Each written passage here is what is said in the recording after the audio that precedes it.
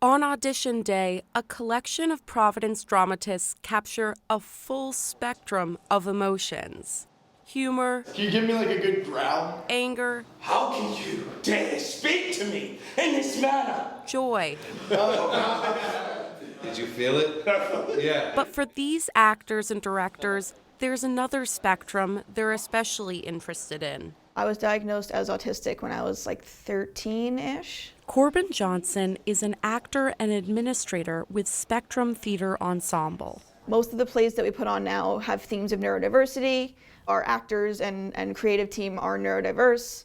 They're looking to change perceptions about conditions like autism, ADHD, dyslexia, and other neurological differences. From as long as I can remember, I was like, there's something different. I'd be like, why did everyone laugh at me there? Why did, everyone kind of steer away from me there? And then it's like, oh, because I was very obviously missing a major social cue.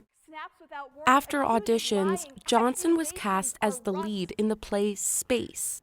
Now it's me, up in the mulberry tree. My character is named Margaret. It starts out, they're kind of in like a clinic with a couple other people in like the middle of nowhere in like the Midwest. Margaret is autistic and has synesthesia, a neurological condition in which people's senses can combine. Colors might have smells, or sounds might have shapes associated with them. Bedroom is barely there yellow, butter yellow. The character is a bit of an outcast and faces difficult questions about identity. It's a plight Johnson understands. When I was in middle school, I was getting physically beaten up almost on a daily basis. I would get friends for a couple of years and then I would lose them and I wouldn't know why I'd lost them because I'd missed a social cue and no one would explain it to me. Every human being has a different brain, and because our neurology is different, we process the world differently. Barry Prezant is author of the best-selling book, Uniquely Human, A Different Way of Seeing Autism. A language pathologist by training, he has spent the last 50 years working and collaborating with autistic people. At the beginning of his career, the options for therapy were limited primarily to what is now known as Applied Behavioral Analysis, or ABA. The founder of ABA actually said that autism is basically a bunch of quirky behaviors. And the way you treat autism is you decrease the quirky behaviors and the undesirable behaviors, and you enhance or build up the desirable behaviors. Korbin Johnson experienced elements of this approach firsthand. Like many others on the spectrum, Johnson experiences sensory sensitivity. Loud sounds can be upsetting and even painful. I remember I had a really big fear of the fire alarm. Whenever a fire alarm went off, it literally felt like someone was digging knives into my ears.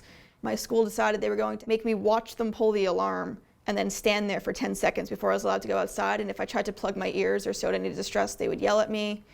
And if I was in distress after the fire alarm, they would either tell me that I was faking it or it would be like, it's not a big deal. Prezant has spent much of his career questioning practices like these that try to change behaviors without looking at what he calls the deeper why. Behaviors such as flapping and rocking and spinning and staring at your fingers. A lot of behavioral therapies are focused on getting rid of those behaviors. And now, at the very least, we have to understand why a child does that or why a person does that. And why are they doing it? In many cases, it's to regulate emotionally. So it's to calm yourself. Exactly. And if you don't let a kid calm themselves, what happens? It can overflow into outbursts.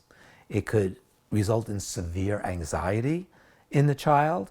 And this is the area that a lot of autistic adults say that there was so much time and effort putting into trying to make me look normal as a child. I was traumatized. What was the low point? Multiple suicide attempts. I didn't know what was wrong with me or why people didn't want to be near me. I was, dealing with depression and other senses too, and some trauma, and I just didn't see a future. Today, ABA is the default treatment for autism in the U.S., and many families say it's helpful.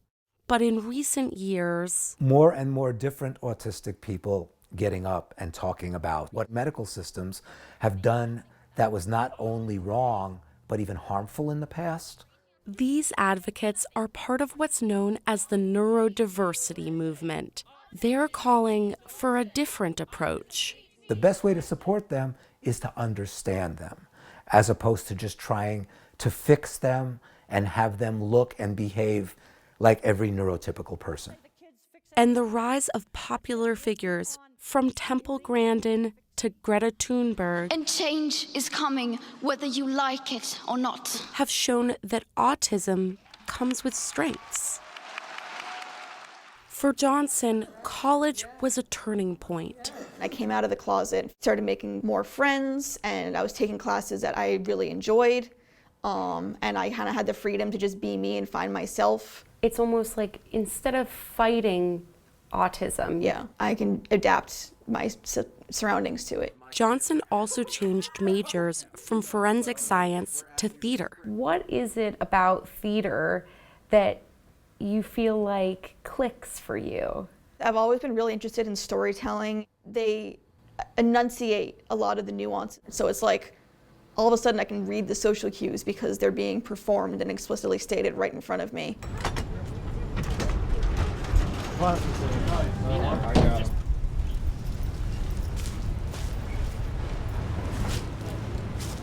It's opening night for Space. And Spectrum Theatre Ensemble is getting ready for showtime. Space is the first show on the program. Johnson's character Margaret begins the show as a teen victim of the healthcare system. No, I'm not Michelle, I'm Margaret. But partway through, a plot twist. We find out that Margaret's actually a poet and a playwright. It's a play within a play, and it's about how Margaret moves past stereotypes as a neurodivergent young person. What about that poem you wrote about your synesthesia? Come on, spoken word, let's go. I can't. There's difficult subjects in it. So what? That's your truth.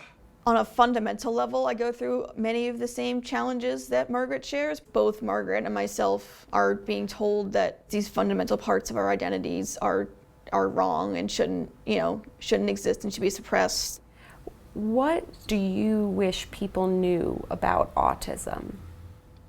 I think just the fact that it can be a great thing. Neurodiversity is a way to kind of bring all of these different groups together that are all different but share a lot of the same conflicts and struggles. And so it just creates like this big community of people of all different shapes and sizes and brains and everything.